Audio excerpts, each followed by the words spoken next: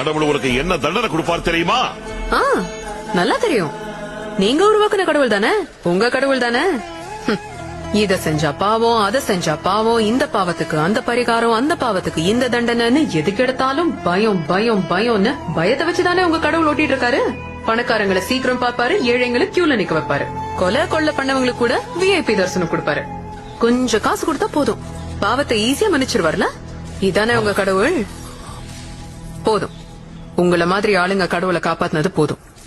அவரே காப்பாத்திக்குவாரு. இப்படி பேசுறதுக்கு எவ்வளவு காசு வாங்கின?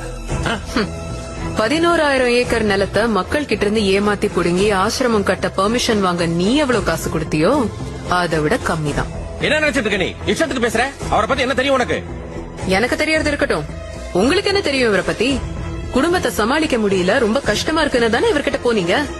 குடும்பத்தை விட்டுட்டு வாடா, அதுதான் உனக்கு சரியான வழின்னு இவர் சொல்லும் போது, அப்போ நீ ஏண்டா உன் குடும்பத்தை விட்டுட்டு வரலன்னு கேட்கணும் தோணல உங்களுக்கு?